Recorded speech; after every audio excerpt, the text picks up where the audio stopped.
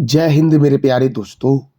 आज है 22 दिसंबर 2024 और आज के जितने भी महत्वपूर्ण करंट अफेयर्स होंगी और स्टैटिक जीके होंगी वो सभी हम इस वीडियो में डिस्कस करेंगे। तो आइए शुरू करते हैं आज का महत्वपूर्ण current affairs with static GK. तो पहला प्रश्न है, विश्व पैरा एथलेटिक्स चैंपियनशिप 2025 की मेजबानी कौन करेगा? तो दिल्ली करेगा। विश्व पैरा एथलेटिक्स चैंपियनशिप 2025 की मेजबानी मेरे प्यारे दोस्तों। अब देखो दोस्तों, अब दिल्ली करेगा तो प्रथम अंतर्राष्ट्रीय भारतीय नृत्य महोत्सव, Bharat mobility global expo summit, बाल विवाह मुक्त अभियान की शुरुआत, फूलों वालों की सैर उत्सव, अंतर्राष्ट्रीय व्यापार मेला, बोडोलैंड महोत्सव, अंतर्राष्ट्रीय सहकारिता सम्मेलन का आयोजन कहाँ हुआ है? दिल्ली में हुआ है। केंद्रीय हिंदी समिति की 32वीं बैठक, प्रथम एशियाई बौद्ध शिखर सम्मेलन, विश्व स्वास्थ्य संगठन के दक्षिण पूर्व एशिया क्षेत्र के 77वें सत्र की अध्यक्षता, भारतीय दूरसंचार मानकीकरण सभा की मेजबानी, रबी अभियान के लिए कृषि पर अंतर्राष्ट्रीय सम्मेलन, जिला न्यायपालिका के राष्ट्रीय सम्मेलन, दूसरा वैश्विक खाद्य विनियामक शिखर सम्मेलन 2024 का आयोजन कहाँ हुआ है? तो दिल्ली में। Global bio India summit 2024, Akhil Bharatiya राजभाषा सम्मेलन 2024 और दक्षिण एशिया का सबसे बड़ा समुद्री मंच सागर मंथन की शुरुआत नई दिल्ली में हुई। 20वां दिव्य कला मेला कहाँ आयोजित हुआ? दिल्ली में। तीसरे विरासत सारी मेला महोत्सव का आयोजन कहाँ हुआ? दिल्ली में। और दिल्ली मेट्रो की शुरुआत 24 दिसंबर 2002 को हुई मेरे प्यारे दोस्तों। अगला प्रश्न है, किस देश के सेना प्रमुख अशोक राज सिंघदेल को भारतीय सेना के जनरल मानद उपाधि से सम्मानित किया गया है? दोस्तों मैं फिर से क्वेश्चंस को रिपीट कर दे रहा हूं। किस देश के सेना प्रमुख अशोक राज सिंघदेल को भारतीय सेना के जनरल की मानद उपाधि से सम्मानित किया गया है? तो यह नेपाल के दोस्तों हैं। तो नेपाल के सेना प्रमुख कौन है? अशोक राज सिंघदेल, जिनको भारतीय सेना के जनरल की मानद उपाधि से सम्मानित किया गया है राष्ट्रपति द्रौपदी मुर्मू के द्वारा मेरे प्यारे दोस्तों। अब देखो दोस्तों, इस परंपरा की शुरुआत कब हुई? 1950 में। ये जो भारत और नेपाल के बीच जो भारतीय सेना की जनरल मानद उपाधि है, इस परंपरा की शुरुआत 1950 में हुई। देखो, इसके लिए नेपाल और भारत के थल सेना के चीफ एक दूसरे के देश की यात्रा करते हैं। तो मेरे प्यारे दोस्तों, अब नेपाल के सेना प्रमुख को दिया गया है यह सम्मान। तो नेपाल की राजधानी क्या है? काठमांडू। नेपाल की करेंसी क्या है? नेपाली रूपी। नेपाल के प्रेसिडेंट कौन है? रामचंद्र पौडेल। नेपाल के प्राइम मिनिस्टर कौन है? केपी शर्मा ओली। नेपाल की पर्यटक राजधानी क्या है? पोखरा। प्रथम अंतर्राष्ट्रीय इंद्रधनुष पर्यटन सम्मेलन 2024 का आयोजन कहाँ हुआ? तो काठमांडू में हुआ। प्रकाश मान सिंह नेपाल सर्वोच्च न्यायालय के मुख्य न्यायाधीश बनी है। आप बता दो कमेंट बॉक्स में मेरे प्यारे दोस्तों कि भारत के सर्वोच्च न्यायालय के मुख्य न्यायाधीश कौन है? दोस्तों, दक्षिण एशिया के कार्यवाहक राष्ट्रपति कौन बने हैं?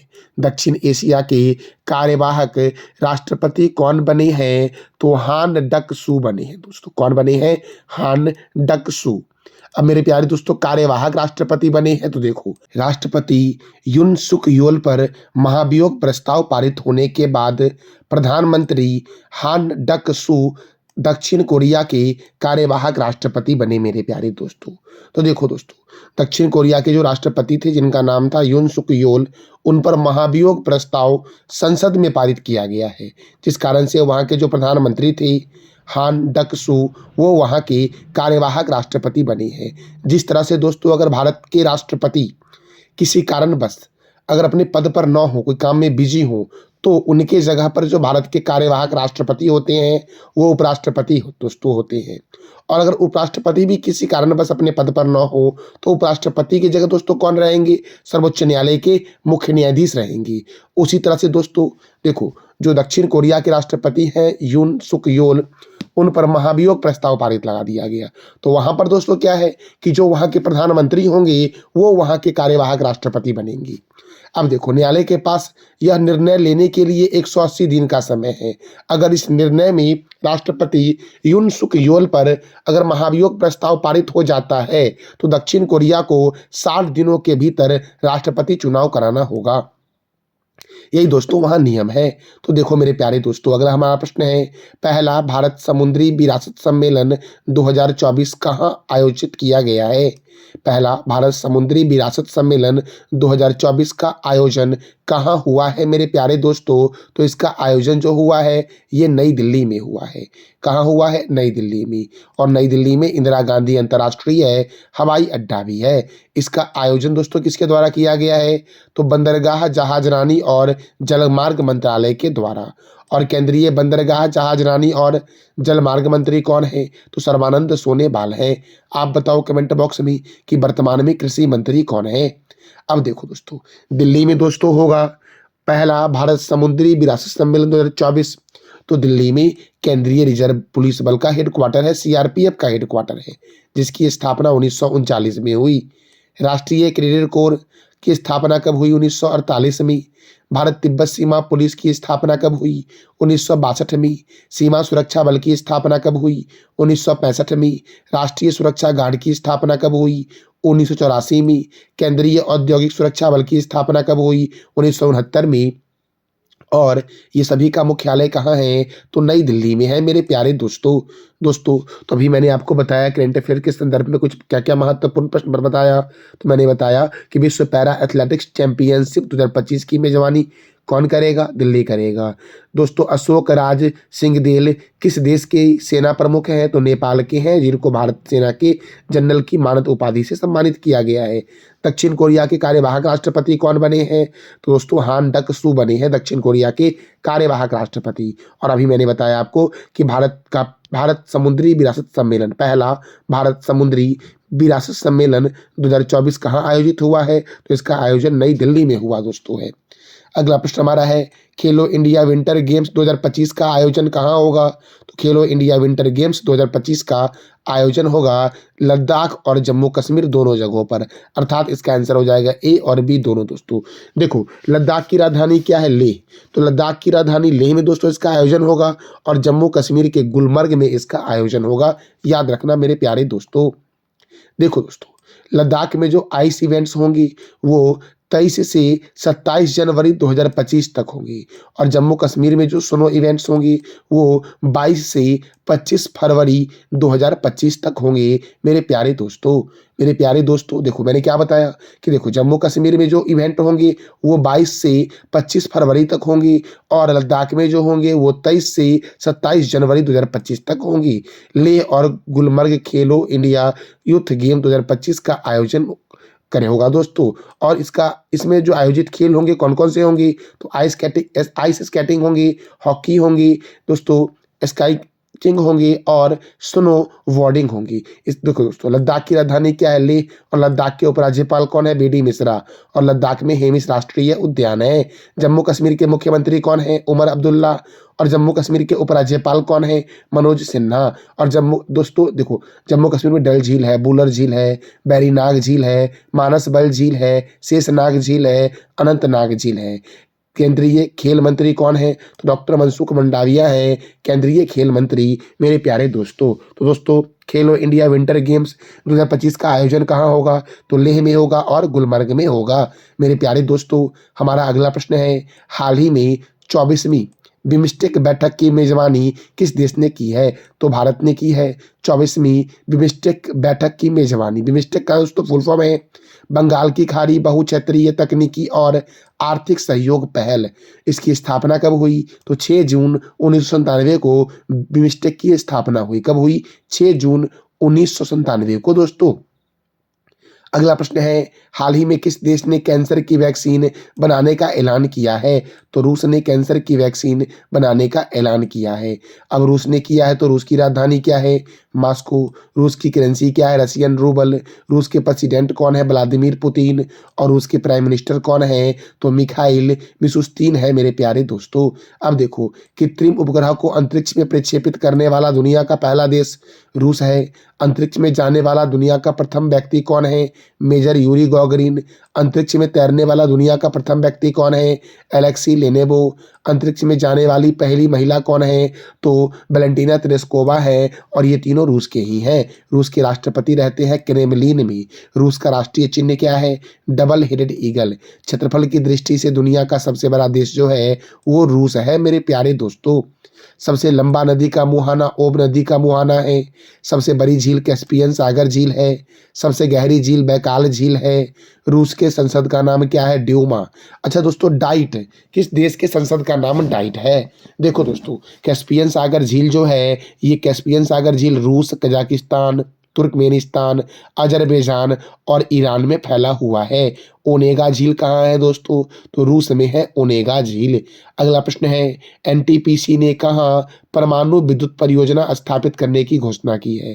तो बिहार में एनटीपीसी ने परमाणु विद्युत परियोजना स्थापित करने की घोषणा की है।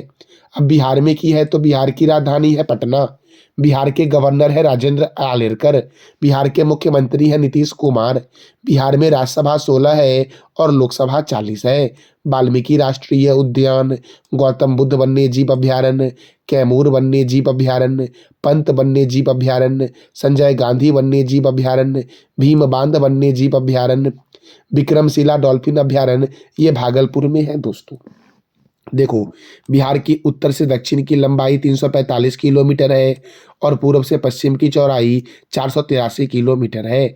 बिहार का मुख्य लोक नृत्य जाट जटिन, कजरी, सोहर, खिलौना, झुमेरी और झिझिया है। बिहार की सीमा पश्चिम बंगाल से लगती है, उत्तर प्रदेश से लगती है, नेपाल से लगती है और झारखंड से लगती है। क्षेत्रफल की दृष्टि से सबसे बड़ा जिला जो है वो पश्चिम चंपारण है, जबकि सबसे छोटा जिला जो है वो शिवहर है। बिहार के प्रथम राज्यपाल कौन है? तो जयराम दास दौलत राम है बिहार के प्रथम राज्यपाल मेरे प्यारे दोस्तों।